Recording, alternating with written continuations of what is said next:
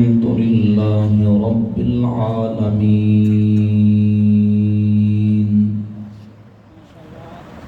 الملك الحق المبين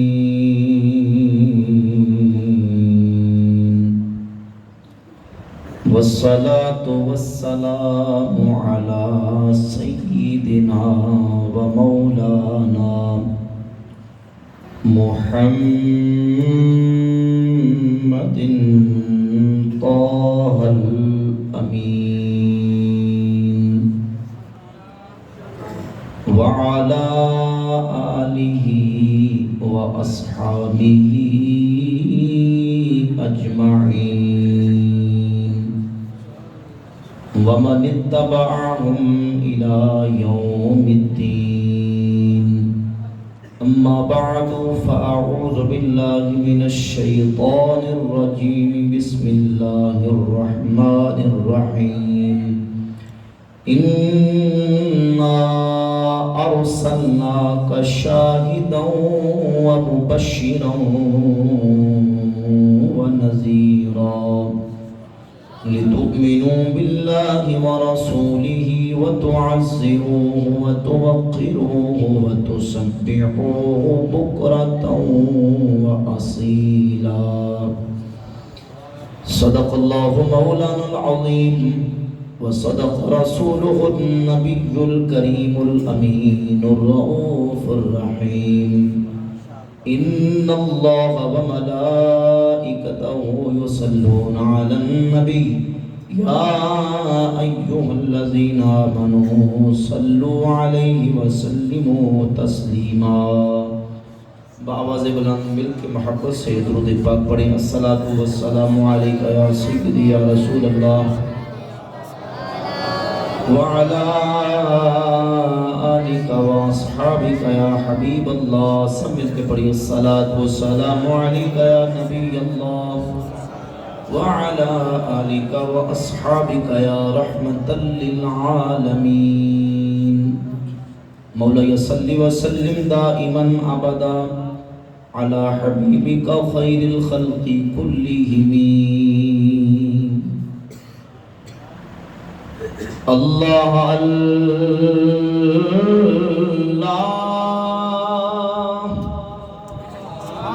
اللہ اللہ شاہ کونین جلال تیری اللہ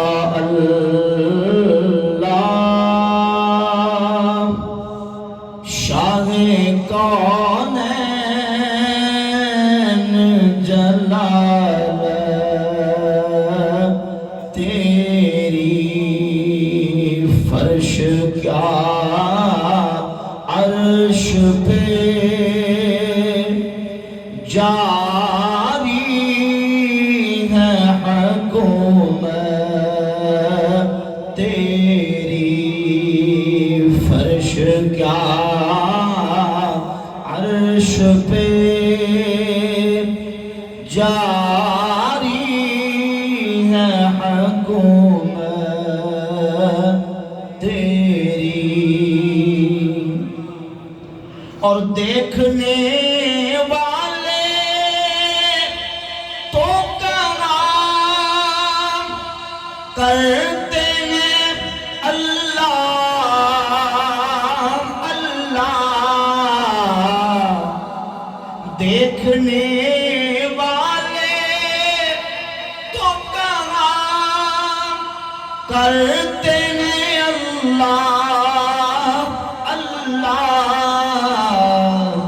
یاد آتا ہے خدا دیکھ کے صورت تیری یاد آتا ہے خدا دیکھ کے صورت تیری اللہ اللہ شاہ کونین جلالہ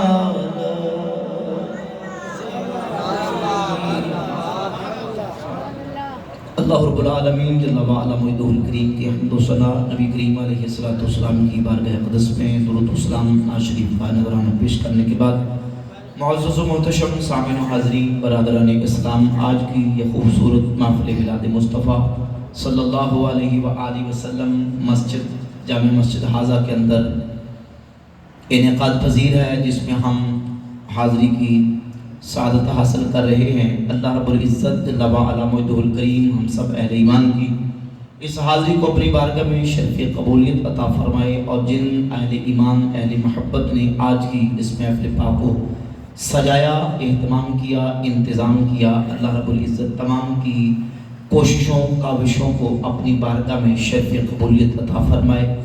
دوستان گرامی قدر، میلاد پاک کی یہ مبارک اور حسین خوبصورت محفل پاک انعقاد پذیر ہے۔ آپ احباب کے سامنے بندہ نچیز محفل کی مناسبت سے گفتگو کا آغاز کرے گا۔ بڑی توجہ کے ساتھ آپ نے انہماک کے ساتھ بیٹھ کے سننا ہے، جس طرح مجھے حکم دیا گیا انشاءاللہ تعالیٰ اسی کے مطابق جو ایک ذہن ہے اس کے مطابق میں گفتگو کا آغاز کروں گا۔ میلاد مصطفیٰ کا ذکر، سرکار کی عظمت و شان، تعظیم و توقیر، محبت مصطفیٰ کا تذکرہ، اور اس کے بعد انشاءاللہ ہماری گفتگو کے بعد ایک مختصر نشست سیشن ہوگا سوالات کے جوابات کا۔ جتنے دوست احباب بیٹھے ہیں، میری گفتگو کے بعد اگر کسی دوست نے کوئی سوال کرنا ہو، دینی مسئلہ پوچھنا ہو، تو وہ بھی آپ بیان سننے کے بعد سوال کر کے اپنے دل کی تسلی کروا سکتے ہیں۔ بڑی محبت اور توجہ کے ساتھ آپ نے گفتگو کو سماعت فرمانا ہے۔ اللہ کے فضل و کرم سے، توفیق و عنایت سے پوری دنیا کے اندر اہل ایمان، اہل عقیدت و اہل محبت، اہل سنت و جماعت، نبی پاک علیہ السلام کی عظمت و شان کا ذکر، رفعت و مقام کا ذکر بالعموم پورا سال اور بالخصوص میلاد مصطفیٰ کے مبارک مہینے کے اندر حضور کے میلاد کی محفلیں بزمیں سجا کر کرنے کی سعادت حاصل کرتے ہیں، اور پوری دنیا کے مسلمان یہ جلسے میلاد کے موقع پر، یہ ریلیاں، یہ جلوس، یہ پرچم ابیزاں کر کے، بینر لہرا کے، نعرے مار کے، نعتیں پڑھ کے حضور کی عظمت کا اظہار کرتے ہیں۔ یقیناً یہ ایک عاشق رسول، ایک محب مصطفیٰ کی محبت کا تقاضا ہے کہ ہم اپنے آقا مولا صلی اللہ علیہ وآلہ وسلم کی آمد کے اس مبارک مہینے کے اندر حضور کی عظمتوں کا تذکرہ کریں، حضور کی رفعت و شان کا ذکر کریں، اپنے آقا مولا صلی اللہ علیہ وآلہ وسلم کی تعظیم و توقیر اور محبت و عقیدت کا ذکر کریں۔ ایک مومن جب حضور کا ذکر سنتا ہے تو اس کا ذکر مصطفیٰ سے سینہ شاد ہو جاتا ہے، آنکھیں روشن ہو جاتی ہیں۔ حضور کے ساتھ محبت و عقیدت کا تقاضا بھی یہ ہے، من احب شیئا اکثر ذکرہ، جو جس کے ساتھ محبت کرتا ہے وہ اپنے محبوب کا کثرت کے ساتھ ذکر کرتا ہے۔ محب کو اپنے محبوب کا تذکرہ کرنے کے لیے دلیل نہ بھی ہو، دل میں سچی اس کے محبت ہو، تو محبت اسے ابارتی ہے کہ محبوب کا ذکر کیا جائے۔ جب اللہ نے ہمارے سینوں میں اپنے محبوب کی محبت رکھی ہے تو وہ محبت جوش مارتی ہے کہ ہم محفلیں سجا کے، بزمیں سجا کے اپنے آقا مولا کی شان و عظمت کا ذکر کریں۔ قرآن مجید فرقان حمید کی سورۃ الفتح شریف میں 2 آیات میں نے پڑھی۔ اللہ رب العزت ارشاد فرماتا ہے، انا ارسلناک شاہدا ومبشرا ونذیرا، اے حبیب پیارے، ہم نے آپ کو بے شک شاہد بنا کے اور مبشر بنا کے اور نذیر بنا کے بھیجا، لتؤمنوا باللہ ورسولہ، تاکہ لوگوں تم اللہ پر اور اس کے رسول پر ایمان لاؤ، وتعزروہ وتوقروہ، اور نبی کی تعظیم کرو، نبی کی توقیر کرو، وتسبحوہ بکرۃ واصیلا، اور صبح و شام رب کی پاکی بیان کرو، صبح و شام رب کی پاکی بیان کرو۔ دوستان گرامی قدر توجہ کیجیے، ان 2 آیات میں اللہ رب العزت نے نبی پاک صلی اللہ علیہ وآلہ وسلم کی ذات اقدس کی تعظیم و توقیر کا ذکر اس انداز سے فرمایا۔ 3 چیزوں کا ذکر کیا۔ کتنی چیزوں کا؟ اعلیٰ حضرت امام احمد رضا کا محدث بریلوی رحمۃ اللہ تعالی فرماتے ہیں، مسلمانوں ان آیات کی ترتیب جمیل تو دیکھو کہ اللہ نے سب سے پہلے ایمان کا ذکر کیا، سب سے آخر میں اپنی عبادت کا ذکر کیا، درمیان میں اپنے محبوب کی تعظیم و توقیر کا تذکرہ فرمایا۔ لِتُؤْمِنُوا بِاللَّهِ وَرَسُولِهِ، تاکہ تم اللہ اور اس کے رسول پر ایمان لاؤ، وَتُعَزِّرُوهُ وَتُوَقِّرُوهُ، اور نبی کی تعظیم کرو، نبی کی توقیر کرو، وَتُسَبِّحُوهُ بُكْرَةً وَأَصِيلًا، اور صبح و شام رب کی پاکی بیان کرو۔ اول ایمان، آخر میں عبادت کا ذکر کیا، درمیان میں اپنے حبیب کی تعظیم و توقیر کا تذکرہ فرمایا۔ امام فرماتے ہیں کہ ترتیب بتاتی ہے کہ جو ایمان نہ لائے وہ تعظیم کرے تو اس کی تعظیم قبول نہیں، اور یہ ترتیب بتاتی ہے کہ جو تعظیم نہ کرے وہ جتنی مرضی عبادت کر لے اس کی عبادت قبول ہے۔ جس کے دل میں حضور کی تعظیم و توقیر نہیں، محبت مصطفیٰ نہیں، اس کی عبادت قابل قبول ہے۔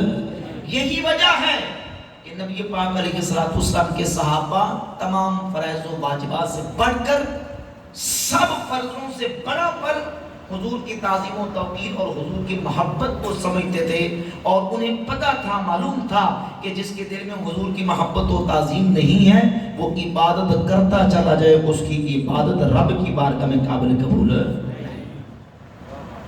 یہ پوچھنا ہے تو حضور کے صحابہ سے پوچھئے۔ صحابہ وہ ہستیاں توجہ کیجئے جو اللہ رب العزت نے جن کو اپنے محبوب کی صحبت کے لیے پسند فرما لیا۔ مسند احمد ابن حنبل کی حدیث ہے، سیدنا عبداللہ ابن مسعود رضی اللہ تعالیٰ عنہ فرماتے ہیں کہ اللہ رب العزت نے ساری مخلوق کے دلوں کی طرف نظر فرمائی تو رب نے مخلوق کے دلوں میں سے اپنے نبی کے دل کو اپنے لیے پسند فرما لیا۔ رب نے پھر مخلوق کے دلوں کی طرف نظر فرمائی تو اللہ نے نبی کے یاروں کے دلوں کو نبی مصطفیٰ کے لیے پسند فرما دیا۔ اور کتاب و سنہ میں امام ابن بالعاصم حدیث لے کے آئے، میرے کریم آقا علیہ السلام نے فرمایا ان اللہ اختارنی واختار لی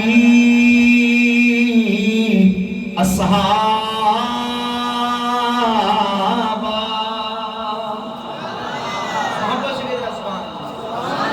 میرے کریم آقا علیہ السلام نے فرمایا اللہ رب العالمین نے اپنے لیے مجھے پسند کر لیا، واختار لی اصحابا، اللہ نے میرے لیے میرے صحابہ کو پسند کر لیا، فجعلہم لی وزراء وانصارا واصحارا، اللہ نے انہی صحابہ کو میرے وزیر بنا دیا، انہی صحابہ کو میرے مددگار بنا دیا، انہی صحابہ کو اللہ رب العالمین نے میرے سسرالی بنا دیا۔ یعنی جو صحابہ اللہ نے مجھے پسند کر کے عطا کیے، یہ صحابہ میرے وزیر بھی ہیں، میرے مددگار بھی ہیں، انہی صحابہ میں سے اللہ نے میرے سسرالی بنا دیے۔ من سبہم فعلیہ لعنۃ اللہ والناس اجمعین، لوگوں جس نے میرے صحابہ کو برا کہا، میرے صحابہ کو سب و شتم کیا، میرے صحابہ کو گالم گلوچ کی، اس پر اللہ کی بھی لعنت ہے، فرشتوں کی بھی لعنت ہے، ساری انسانیت کی لعنت ہے۔ لا یقبل اللہ لہم صرفا ولا عدلا، ایسا غصہ کے صحابہ نفل پڑھے اللہ اس کا نفل قبول نہیں کرتا، ایسا بندہ فرض پڑھے اللہ اس کے فرض کو قبول نہیں کرتا۔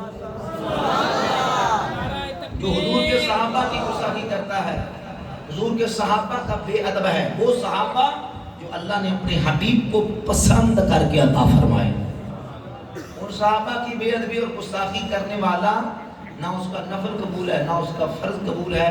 اللہ کا شکر ادا کریں اور اپنے عقیدے اور اپنی قسمت پہ ناز کریں۔ اللہ نے ہمیں حضور کے یاروں کی گستاخی کرنے والا نہیں، اللہ نے حضور کے پیاروں سے پیار کرنے والا سنی عقیدہ عطا فرمایا۔ محبت سے کہیں سبحان اللہ۔ جو حضور کی آل سے بھی محبت کرتا ہے میرے نبی کے اصحاب سے بھی محبت کرتا ہے۔ خوشبو والے بھائی پیچھے پیچھے جانا ہے، آگے نہیں آنا، خوشبو گلے کو پڑھتی۔ محبت سے کہیں سبحان اللہ۔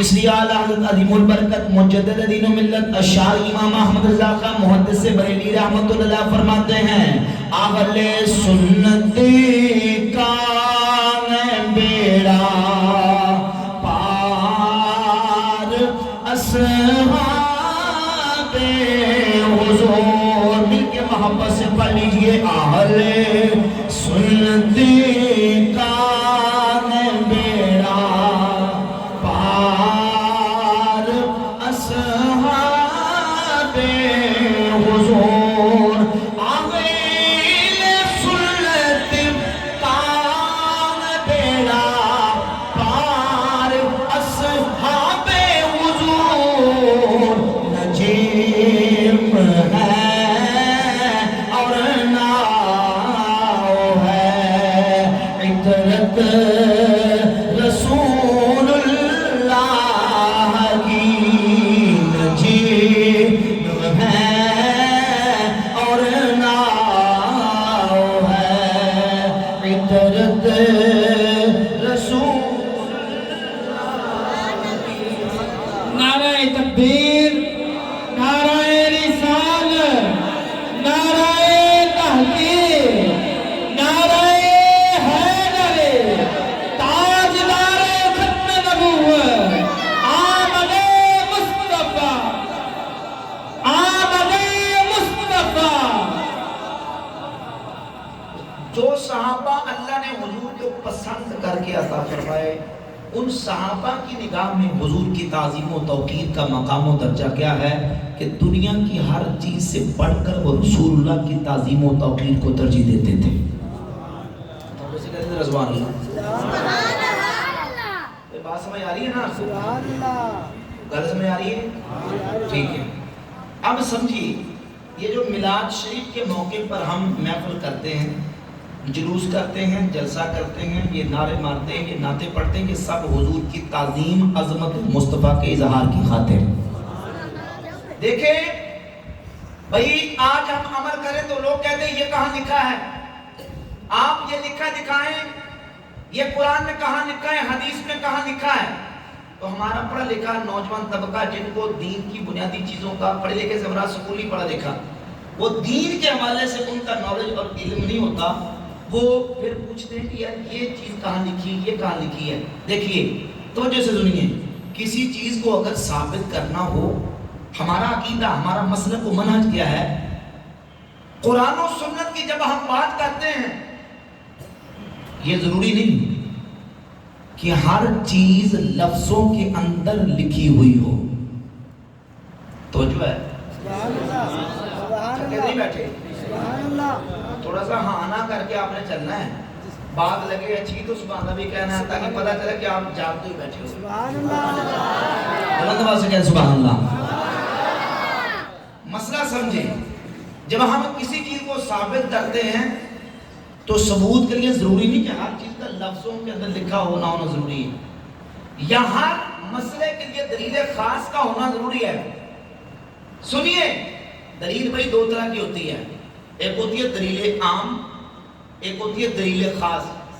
دلیل عام اور دلیل خاص، کبھی مسئلہ دلیل خاص سے ثابت ہوتا ہے، کبھی مسئلہ دلیل عام سے ثابت ہوتا ہے۔ میں آسان کر کے سمجھاؤں گا، کبھی دلیل خاص سے، کبھی دلیل عام سے، یعنی ایک حکم قرآن و سنت کے اندر عام بیان کر دیا گیا، جب عام حکم آ جائے اور اس عام کے تحت جتنے اس کے افراد آتے ہیں، اس کی جتنی صورتیں آتی ہیں، اگر کسی خاص صورت سے رب رسول نے روکا نہ ہو، منع نہ کیا ہو، جب حکم عام آ جائے تو کوئی مائی کا لال کسی خاص صورت سے روک سکتا؟ اگر روکے گا تو روکنے کے لیے دلیل پیش کرے گا۔ سمجھئے، قرآن مجید میں اللہ تعالیٰ فرماتا ہے اجیب دعوت الداعی اذا دعان، میں دعا کرنے والے کی دعا کو قبول کرتا ہوں جب بھی مجھ سے دعا کرے۔ جب بھی مجھ سے، یا اللہ کب کرے؟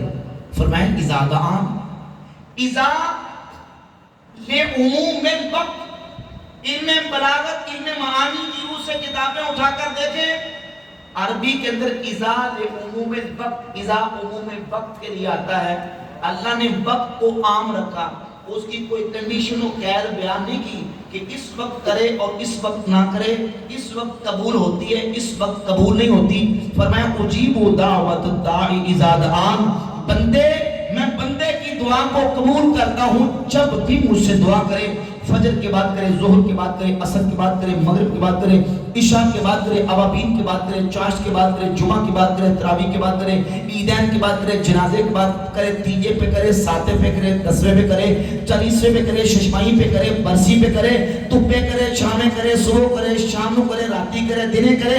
اجیب دعوت الداعی اذا دعان، اللہ فرماتا بندے دعا کرنا تیرا کام ہے، تیری دعا کو قبول کرنا رب العالمین کا کام ہے۔ یہ ہے دلیل عام۔ اب آج ہم نے جلسہ سجایا، محفل کی، بزم کی، یہ رونق لگی، حضور کی نعت خوانی کی گئی، ذکر و بیان ہو رہا ہے۔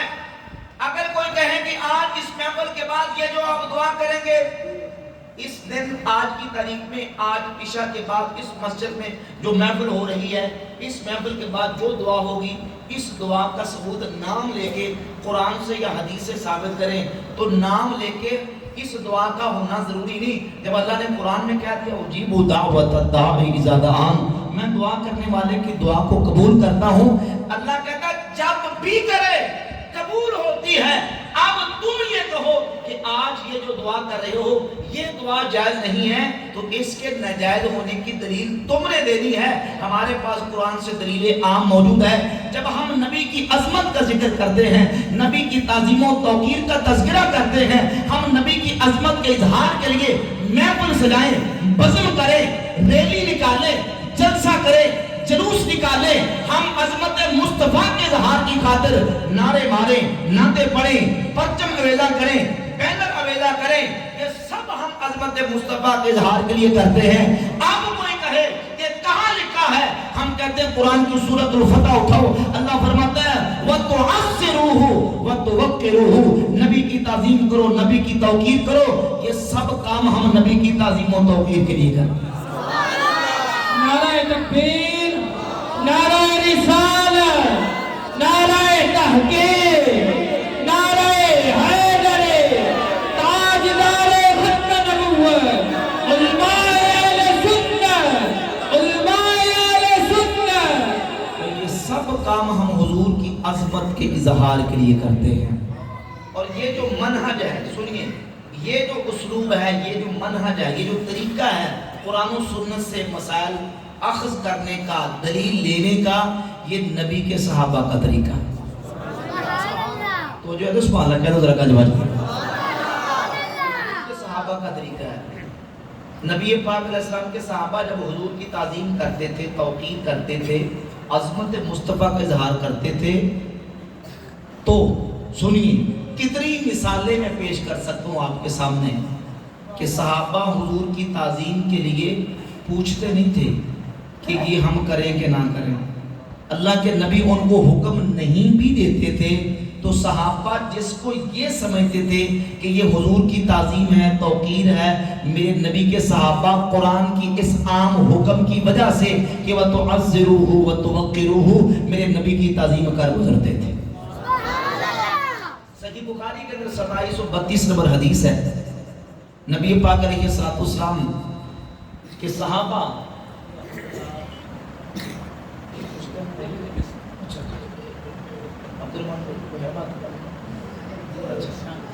ٹھیک ہے، سبحان اللہ ذرا محمد صلی اللہ اکبر۔ حضور کے صحابہ 1500 صحابہ حدیبیہ کا ایک مقام تھا جہاں کنویں تھے، وہاں 1500 صحابہ نبی پاک علیہ السلام کے ہمراہ موجود تھے۔ حضور اپنے صحابہ کے ہمراہ عمرہ شریف کے ارادے سے تشریف لائے۔ مشرکین مکہ نے کہا کہ ہم محمد اور ان کے صحابہ کو مکہ داخل نہیں ہونے دیں گے اور ہم ان کو عمرہ نہیں کرنے دیں گے۔ حضور صحابہ کے ہمراہ اس مقام پہ بیٹھ گئے۔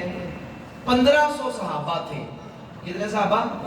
اور حدیث صحیح بخاری کی 2732 نمبر 2732 نمبر حدیث ہے، صحابہ وہاں بیٹھے تھے، مشرکین مکہ نے مشورہ کیا اور ایک بندہ عروہ بن مسعود ثقفی جو اس وقت کفر کی حالت میں تھے، بعد میں مسلمان ہو گئے، ان کو تیار کر کے بھیجا کہ عروہ جاؤ جا کے حدیبیہ کے مقام پہ دیکھو کہ محمد اور ان کے صحابہ ان کے کیا خیالات ہیں، منصوبے کیا ہیں۔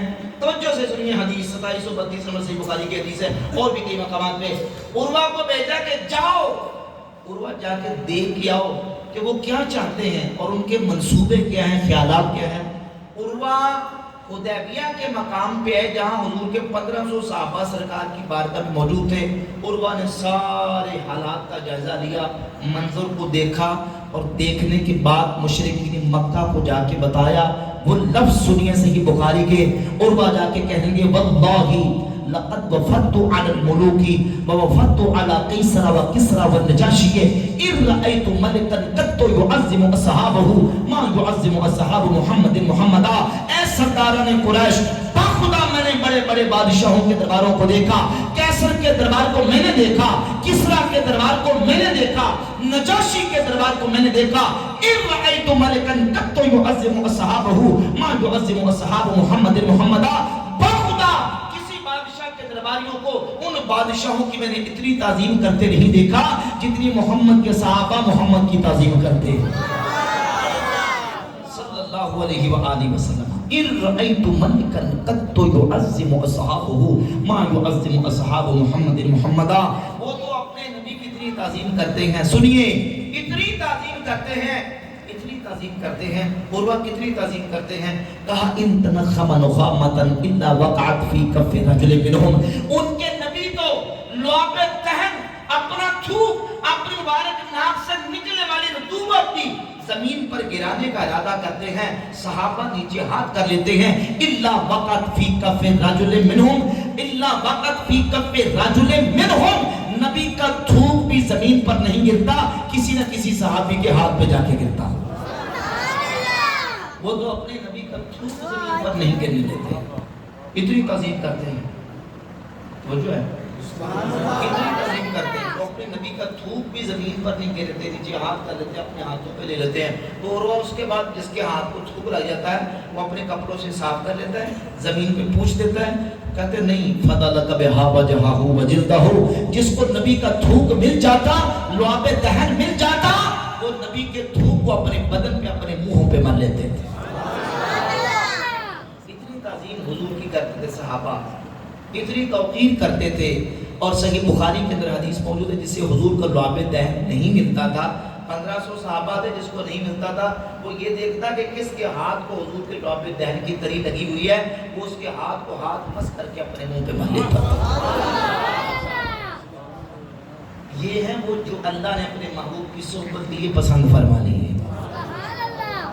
کیونکہ صحابہ وہ صحابہ تھے جن کی ہر صبح عید ہوتی تھی، خدا کا قرب حاصل تھا، نبی کی دید ہوتی۔ نعرہ تکبیر، نعرہ رسالت، نعرہ تحقیق، نعرہ حیدر، تاجدار ختم نبوت، آمد مصطفیٰ، آمد مصطفیٰ، آمد مصطفیٰ۔ نبی پاک صلی اللہ علیہ وآلہ وسلم کے صحابہ حضور کی اس طرح تعظیم کرتے تھے۔ اب سوال یہ پیدا ہوتا ہے، کیا حضور نے ان کو کہا تھا کہ جب میں تھوکنے لگوں تو میرا تھوک زمین پر نہیں گرنا چاہیے، تم نے نیچے ہاتھ کر لینے ہیں، میرا تھوک تمہارے ہاتھوں پر جانا چاہیے، صحابہ نیچے ہاتھ کر لینے ہیں؟ کیا اللہ کے نبی نے ان کو حکم دیا تھا؟ کیا صحابہ یہ کرنے سے پہلے سرکار سے پوچھتے تھے کہ حضور کر لیں کہ نہ کر لیں؟ نہیں پوچھتے تھے، نہیں۔ کسی حدیث میں کیا یہ آیا ہے کہ حضور نے ان کو کہا ہو کہ تم نے میرا تھوک زمین پر نہیں گرنے دینا؟ نہیں آیا۔ کسی صحیح تو دور کی بات، ضعیف حدیث کے اندر بھی اس کا تذکرہ موجود نہیں۔ تو سوال یہ پیدا ہوتا ہے کہ پھر صحابہ کیوں کرتے تھے؟ بھائی اس لیے کہ وَتُعَزِّرُوهُ وَتُوَقِّرُوهُ، نبی کی تعظیم کرو، نبی کی توقیر کرو۔ انہوں نے قرآن پڑھا ہوا تھا، انہیں پتہ ہے کہ اللہ نے حکم عام دیا ہے نبی کی تعظیم کرو، نبی کی توقیر کرو. جب تک اللہ کے رسول منع نہیں کر دیں گے ہم حضور کی تعظیم کے لیے ہر کام کرتے چلے جائیں. یہاں تک کہ نبی پاک علیہ السلام کے صحابہ نے حضور اقدس صلی اللہ علیہ وسلم کی تعظیم کے لیے، توقیر کے لیے اللہ کے رسول کو سجدہ کیا. کیا کیا؟ مسئلہ بھی سمجھیے اور حدیث بھی سمجھیں اور ہمارا عقیدہ اور موقع بھی سمجھیں. مسئلہ یہ ہے کہ سجدہ اس کی دو قسمیں ہیں. ایک ہے سجدہ تعبدی، دوسرا ہے سجدہ تعظیمی. سجدہ تعبدی کا مطلب ہے کسی کی عبادت کے لیے اس کو اپنا معبود سمجھ کے، اپنا الہ و خدا سمجھ کے اس کو سجدہ کرنا، یہ سجدہ تعبدی کہلاتا ہے. اور سجدہ تعبدی اللہ کے علاوہ کسی دوسرے کو کرنا کفر ہے، شرک ہے. ہر نبی کی شریعت میں ہر دور ہر زمانے میں اللہ کے علاوہ کسی دوسرے کو عبادت کے لیے سجدہ کرنا شرک تھا، ہے اور رہے گا. کسی نبی کی شریعت میں یہ جائز نہیں. سجدہ تعبدی. دوسرا سجدہ تعظیمی، کسی کی رسپیکٹ کے لیے، اس کی تعظیم و توقیر کے لیے، اس کے ادب و احترام کے لیے اس کو سجدہ کرنا. آدم علیہ السلام کو فرشتوں نے سجدہ کیا. وَخَرُّوا لَهُ سُجَّدًا، سورہ یوسف اٹھائیں، یوسف علیہ السلام کے بھائیوں نے یوسف علیہ السلام کو سجدہ کیا. تعظیم کے لیے سجدہ کرنا یہ پہلی امتوں میں جائز تھا.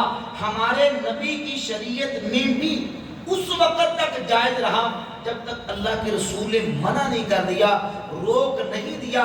نبی پاک علیہ السلام کے صحابی حضرت معاذ ابن جبل، بہت بڑے عالم، محدث، مفکر، فقیر، مجتہد صحابی حضرت معاذ ابن جبل ملک شام سے آئے. ابن ماجہ، سنن ابن ماجہ کی 1853 نمبر حدیث ہے. ملک شام سے واپس آئے، کتنے دنوں سے حضور کی زیارت نہ ہو سکی. جب سرکار کی بارگاہ اقدس میں حاضر ہوئے، نبی پاک علیہ السلام کا رخ زیبا دیکھا، دل بے قرار ہو گیا. دل نے چاہا کہ حضور کو سجدہ کر دوں. معاذ ابن جبل نے اللہ کے رسول کو سجدہ کر دیا. کیا کر دیا؟ سجدہ کر دیا. نہ پوچھا، نہ حضور نے حکم دیا، سجدہ کر دیا. سجدہ کر دیا. پہلا سوال یہ ہے کہ سجدہ کیوں کیا؟ معاذ بن جبل نے سجدہ جب اللہ کے رسول نے حکم نہیں دیا، سرکار نے کہا ہی نہیں، تو سجدہ کیوں کیا؟ اس کا جواب یہ ہے وَتُعَزِّرُوهُ وَتُوَقِّرُوهُ، نبی کی تعظیم کرو، نبی کی توقیر کرو. حکم قرآن میں موجود ہے، نبی کی تعظیم کرو، نبی کی توقیر کرو. صحابہ کا منہج یہ تھا کہ جب تک ہمیں اللہ کے رسول کسی کام سے منع نہیں کر دیں گے ہم حضور کی تعظیم کے لیے ہر کام کرتے چلے جائیں. تعظیم کے لیے سجدہ کیا. پھر اس موقع پر اللہ کے رسول علیہ السلام نے فرمایا معاذ یہ کیا؟ آج یہ حضور ملک شام سے واپس آیا ہوں، وہاں کے لوگ اپنے مذہبی پیشواؤں کو سجدہ کرتے تھے، تو میں نے کہا کہ آپ زیادہ حق رکھتے ہیں کہ آپ کو سجدہ کیا جائے. تو اللہ کے نبی علیہ السلام نے فرمایا کہ اگر میں حکم دیتا اللہ کے علاوہ کسی دوسرے کو سجدہ کیا جائے تو میں عورت کو حکم دیتا کہ وہ اپنے شوہر کو سجدہ کرے. لیکن یعنی ہماری شریعت میں اللہ کے علاوہ کسی دوسرے کو سجدہ جائز بولے جائز نہیں. نہ کسی قبر کو، نہ کسی مزار کو، نہ کسی ولی کو، نہ کسی ماں باپ کو، نہ کسی جو ہے وہ استاد کو، نہ کسی پیر کو، نہ کسی بڑے کو. کسی کے احترام کے لیے، کسی کی تعظیم کے لیے، کسی کی توقیر کے لیے سجدہ کرنا اللہ کے علاوہ کسی دوسرے کو جائز، حتیٰ کہ اللہ کے رسول کی قبر پر انوار کو بھی سجدہ کرنا جائز حرام ہے. کیوں؟ کیونکہ حضور نے منع فرما دیا. جب تک منع نہیں تھا تو صحابی نے کیا نا جی، کیا. صحابی نے کیوں کیا؟ یہ وہ بھی نہیں کہ کوئی دیہات سے ان پڑھ تھے، دیہات سے آئے، عربی تھے، پینڈو تھے، بدو تھے، نہیں. یہ قرآن کے ایکسپرٹ، قرآن کے ماہر. یہ وہ صحابی ہیں. صحیح بخاری کے اندر 4999 نمبر حدیث ہے. نبی پاک علیہ السلام نے حضور قرآن من اربعین، میرے 4 صحابہ سے قرآن سیکھو. من عبداللہ بن مسعود و سعد و ابی و معاذ بن جبل. چوتھا نام حضور نے معاذ بن جبل کا ارشاد فرمایا. ظالم سے آگے سجدہ کیوں کیا؟ کیونکہ انہیں پتا تھا کہ یہ حضور کی تعظیم ہے، حضور کی توقیر ہے، اور تعظیم و توقیر نبوی کے لیے ہم کرتے چلے جائیں گے جب تک حضور منع نہیں کر دیں گے۔ جب سرکار نے روک دیا تو صحابی رک گئے، صحابی رک گئے۔ لہذا آج کی تاریخ میں اللہ کے علاوہ کسی دوسرے کو سجدہ، نہ کسی پیغمبر کو، نہ نبی کو، نہ رسول کو، نہ ولی کو، نہ استاد کو، نہ پیر کو، کسی کو بھی تعظیم کے لیے سجدہ کرنا جائز نہیں، حرام حرام حرام ہے۔ اعلیٰ حضرت امام اہل سنت رحمۃ اللہ عاشقوں کے امام فرماتے ہیں دل کرتا تھا کہ روزہ رسول کو سجدہ کر دو، دل کرتا تھا لیکن پھر رک گئے۔ کیوں؟ اس لیے کہ شریعت مصطفیٰ اس کی اجازت، امتحان آ گیا نا، ایک طرف شریعت کا حکم ہے، ایک طرف دل کر رہا ہے کہ سجدہ کر دوں۔ امام فرماتے ہیں کہ اب یہ امتحان ہے، دیکھتے ہیں کہ امتحان میں پاس ہو، دل کی مانتے ہو یا شریعت مصطفیٰ کی مانتے ہو؟ روزہ رسول سامنے تو امام اہل سنت رحمۃ اللہ نے لکھا، آپ فرماتے ہیں پیش نظر وہ نو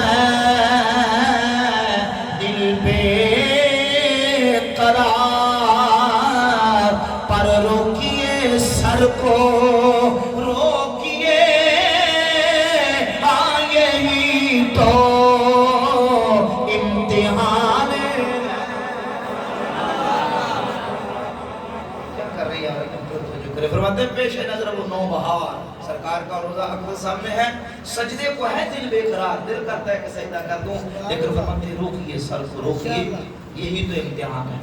یہاں پتا چلے گا تیرے عشق کا کہ تو شریعت نبوی کی مانتا ہے یا اپنے عشق اور محبت کی مانتا ہے۔ اور سچا کامل عشق وہی ہوتا ہے جس میں محب اپنے محبوب کے پیچھے لگ جاتا ہے، ٹھیک ہے نا جی؟ تو جب تک منع نہیں تھا صحابہ نے کیا، معلوم ہوا کس بنیاد پہ کیا؟ وَتُعَزِّرُهُ وَتُوَقِّرُهُ۔ آج یہ جتنی جلسے محفلیں ہم حضور کی عظمت و شان کے لیے کرتے ہیں، یہ سب نبی کی تعظیم کے لیے، میرے مصطفیٰ کی عظمت کے اظہار کے لیے کیا جاتا ہے۔ ایک اور حدیث اس کے ساتھ سمجھ لیں، اہل سنت کا عقیدہ بھی واضح ہو جائے۔ اہل سنت کا یہ عقیدہ و نظریہ ہے، ہمارا منہج و مسلک ہے، ہم کہتے ہیں کسی کام سے اگر وہ خیر والا ہو، بھلائی والا ہو، اچھا ہو، اگر رب رسول نے اس سے روکا نہیں، اگرچہ حضور نے نہ بھی کیا ہو، لیکن وہ کام اچھا ہو تو کرنے والے کو اللہ اجر و ثواب دیتا ہے، وہ اللہ کی بارگاہ میں معجور ٹھہرتا ہے۔ 4986 نمبر حدیث ہے صحیح بخاری کے اندر۔ حضرت سیدنا ابوبکر صدیق رضی اللہ تعالیٰ عنہ کا دور خلافت تھا۔ قرآن مجید کے قاری جن کے پاس قرآن مجید حفظ تھا، جن کو یاد تھا، مختلف جنگوں کے اندر قرآن کے قرہ اور حفاظ شہید ہوتے جا رہے تھے۔ حضرت عمر نے حضرت ابوبکر صدیق سے کہا کہ اے ابوبکر امیر المومنین، کیوں نہ ہو کہ آپ جن لوگوں کو قرآن پاک یاد اور حفظ ہے ان کو جمع کریں، اکٹھا کریں، اور ایک جگہ پہ قرآن مجید جہاں جن کے پاس یاد ہے ایک جگہ پہ قرآن مجید کو اکٹھا کر کے کتابی شکل مصحف کی صورت میں تیار فرما دیں۔ تو ابوبکر صدیق نے حضرت عمر سے کہا اے عمر کیف تفعل شیئا لم یفعلہ رسول اللہ صلی اللہ علیہ وآلہ وسلم، اے عمر تم وہ کام کیسے کرو گے جو کام اللہ کے رسول علیہ السلام نے نہیں کیا؟ تو حضرت عمر نے کہا کون عمر؟ رأیہ للوحی والکتاب، جن کی رائے قرآن کے موافق ہوا، الحق ینطق علی لسان عمر، جن عمر کی زبان پر حق بولتا تھا۔ عمر کہنے لگے امیر المومنین ٹھیک ہے حضور نے کیا نہیں، ھذا واللہ خیر، لیکن اللہ کی قسم کام اچھا ہے۔ سبحان اللہ، حضور نے کیا، کرنے کا حکم دیا، لیکن اللہ کی قسم کام اچھا ہے۔ تو حضرت ابوبکر صدیق کہتے ہیں لم یزل عمر یراجعنی، عمر مجھے کہتے رہے حتی شرح اللہ صدری، اللہ نے میرے سینے کو کھول دیا اور میں نے عمر سے اتفاق کر لیا کہ کام کر لینا چاہیے، یہ کام اچھا ہے۔ معلوم ہوا کہ کام اگر اچھا ہو، اللہ کے نبی علیہ السلام نے نہ بھی کیا ہو، تو دین کا اصول صحابہ کے دور میں ہمیں معلوم ہو گیا کہ کام اچھا اور بھلائی والا ہو تو کریں گے تو اللہ تعالیٰ کی بارگاہ سے ثواب پائیں گے۔ صحابہ اکرام علیہ رضوان کا منہج یہ تھا۔ آج اہل سنت و جماعت کا معمول اور منہج و عقیدہ بھی یہی ہے کہ نبی پاک صلی اللہ علیہ وآلہ وسلم کی محبت و تعظیم و توقیر میں کوئی عمل کیا جائے وہ شریعت سے ٹکراتا نہ ہو، قرآن و حدیث کے خلاف نہ ہو، رسول اللہ کی سنت کے خلاف نہ ہو، وہ کام اچھا ہو، بہتر ہو، خیر والا ہو، کریں گے تو اللہ رب العزت اس پر ثواب عطا فرمائے گا۔ یہ صحابہ کا منہج تھا۔ حدیبیہ کے مقام پہ صحابہ نے سرکار کے ساتھ جو تعظیم و توقیر کی، سنن ابن ماجہ کی 1853 نمبر حدیث کے تحت حذیفہ بن یمان نے سرکار کی تعظیم کے لیے سجدہ کیا، اور پھر میرے نبی پاک علیہ الصلوۃ والسلام کے صحابہ سرکار کی اس قدر تعظیم کرتے تھے، ایک تو ڈائریکٹ رسول اللہ کی ذات اقدس کی تعظیم کرتے، پھر ان چیزوں کی بھی تعظیم کرتے تھے جن کی نسبت اللہ کے محبوب سے ہو گئی تھی۔ مسلم کے در حدیث ہے، حضرت اسماء رضی اللہ تعالیٰ عنہ فرماتی ہیں سیدہ عائشہ رضی اللہ تعالیٰ عنہ کے پاس نبی پاک علیہ الصلوۃ والسلام کا ایک مبارک جبہ تھا۔ حضرت عائشہ کے وصال کے بعد وہ جبہ فرماتی ہے ہمارے پاس آ گیا، جب وہ جبہ ہمارے پاس تھا نحن نغسلھا، ہم اس جبہ کو دھویا کرتی تھی۔ جبہ جو حضور پہنا کرتے تھے وہ کپڑا جو اللہ کے نبی کے جسم سے لگ گیا، نبی پاک کے جسم کی برکت اس جبہ میں آ گئی۔ سیدہ اسماء فرماتی ہم اس جبے کو پانی میں ڈبوتی، اس جبے کی برکت پانی میں جاتی، جو پانی بچتا تھا مدینہ کے بیماروں کو پلاتی تھی، اللہ شفا عطا فرما دیتا۔ حضور کے جسم سے لگنے والی چیزوں سے برکت لیتے۔ سیدنا عبداللہ ابن عمر رضی اللہ تعالیٰ کے حوالے سے امام ابن حبان نے کتاب الثقات میں اور قاضی عیاض نے شفا میں ذکر کیا کہ عبداللہ بن عمر جب مسجد نبی شریف میں حاضر ہوتے تو حضور کے ممبر شریف کے قریب جاتے اور ممبر کی اس لکڑی پر اللہ کے رسول بیٹھا کرتے تھے۔ عبداللہ بن عمر اس لکڑی پر اس طرح ہاتھ پھیرتے اور ہاتھ پھیر کے اپنے منہ پہ مل لیتے تھے کیونکہ اس لکڑی کو جسم مصطفیٰ سے نسبت ہو چکا۔ امیر معاویہ رضی اللہ تعالیٰ صحابی رسول کے پاس نبی پاک علیہ السلام نے مبارک دیا ہوا کپڑا تھا۔ الاستیاب ابن عبد البر حافظ ابن عبد البر ذکر کرتے ہیں حضرت امیر معاویہ کا جس وقت یوم وصال آیا اپنے گھر والوں کو جمع کیا، وفات کے وقت اپنے قریبیوں کو جمع کیا اور کہا کہ جس وقت میری روح جسم سے نکل جائے یہ ایک کپڑے کا ٹکڑا میرے پاس موجود ہے۔ اللہ کے نبی علیہ السلام نے ایک موقع پر جب حضور قضائے حاجت کے لیے تشریف لے جانے لگے، سرکار نے یہ کپڑا مجھے عطا کیا تھا، آج کے دن کے لیے یہ کپڑا میں نے سنبھال کے رکھا ہوا ہے، جب میری روح جسم سے نکل جائے تو یہ کپڑا میرے کفن کے نیچے رکھ دینا۔ یہ حضور کے بال مبارک ہیں، نبی کریم علیہ السلام کے ناخن مبارک ہیں، یہ میرے ہونٹوں پہ اور میری آنکھوں پہ رکھ کے مجھے قبر کے حوالے کر دینا، اگر میری بخشش ہوگی تو مصطفیٰ کے تبرکات کی برکت سے ہوگی۔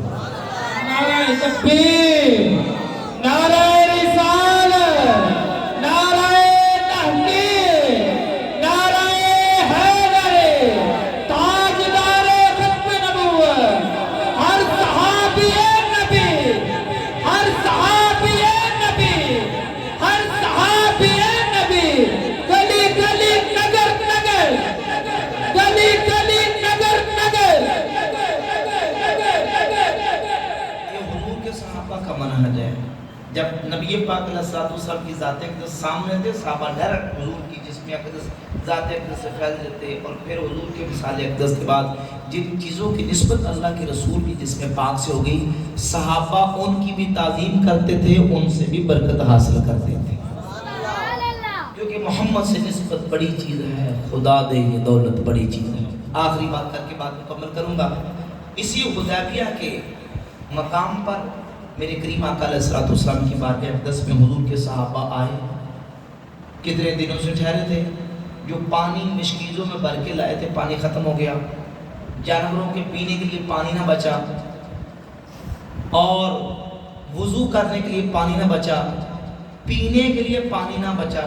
صحیح بخاری کے اندر پوری تفصیل موجود ہے، حضرت جابر رضی اللہ تعالیٰ سے بھی حدیث موجود ہے صحیح بخاری کے اندر۔ پانی نہ بچا تو صحابہ سرکار کی بارگاہ میں کہ یا رسول اللہ پانی، جانور پیاس سے بلک رہے ہیں، وضو کے لیے پانی نہیں، پینے کے لیے پانی نہیں۔ ایک یہ واقعہ، ایک وہ واقعہ جس کو قرآن نے بیان کیا قوم موسیٰ علیہ السلام کے پاس آئی کہ پیارے موسیٰ اللہ کی بارگاہ میں دعا کریں اللہ پانی عطا فرمائے. موسیٰ علیہ السلام نے دعا کی, اللہ رب العزت نے حکم دیا, فرمایا فَاضْرِبْ بِعَصَاكَ الْحَجْرَ فَانْفَجَرَتْ مِنْهُ اثْنَتَا عَشَرَةَ عَيْنًا. اللہ رب العالمین نے جناب موسیٰ علیہ السلام کو حکم دیا, پیارے موسیٰ عصا پکڑو, عصا پکڑ کے پتھر پہ مارو, پتھر پہ مارو گے 12 چشمے نکلیں گے, قوم پانی پی کے سراب ہو جائے گی. یہ جناب موسیٰ کلیم اللہ کی شان ہے. جس وقت حبیب اللہ کی باری آئی, امام الانبیاء صلی اللہ علیہ وآلہ وسلم کے 1500 صحابہ میرے کریم آقا علیہ السلام کی بارگاہ اقدس میں حاضر ہو گئے. عرض کرتے حضور پانی, ادھر توجہ کیجئے. جس وقت کریم اللہ کی بارگاہ میں قوم آئی, اللہ رب العالمین نے عصا پکڑنے کا حکم دیا, پتھر پہ مارنے کا حکم دیا, پھر 12 چشمے نکلے, قوم نے پانی پیا. ادھر حبیب خدا کی باری آئی, میرے کریم آقا علیہ السلام کو اللہ نے عصا پکڑنے کا حکم نہیں دیا, پتھر پہ مارنے کا حکم نہیں دیا. ید اللہ والا مبارک ہاتھ امام الانبیاء نے نکالا, فجعل الماء یفور بین اصابعہ کامثال العیون. حضور کی مبارک انگلیوں سے پانی اس طرح نکل رہا تھا جیسے پانی کے چشمے جاری ہوتے ہیں. پانی کے چشمے جاری. سرکار کے صحابہ نے حضور کی انگلیوں سے نکلنے والا پانی پیا بھی, وضو بھی کیا, اپنے جانوروں کو پلایا, مشکیزیں بھی بھر لیے. مشکیزیں بھی بھر لیے. حضرت جابر سے کسی نے پوچھا, اے صحابی رسول یہ بتاؤ, حضور کی مبارک انگلیوں سے نکلنے والا پانی جن لوگوں نے پیا اور پی کے سیراب ہو گئے, جانوروں کو پلایا, مشکیزیں بھر لیے, وضو کر لیا, بندے تھے کتنے؟ حضرت جابر فرماتے ہیں تھے تو 1500, پر خدا کی قسم اگر 1 لاکھ بھی ہوتا, میرے نبی کی انگلیوں سے نکلنے والا پانی سب کو سیراب کر جاتا. امام سنت رحمت اللہ فرماتے ہیں, امام فرماتے ہیں انگلیاں ہیں فیض پر, انگلیاں ہیں فیض پر, ٹوٹے ہیں پیاسے چوم کر. انگلیاں ہیں فیض پر, ٹوٹے ہیں پیاسے چوم کر. ندیاں پنجاب رحمت کی ہے جاری.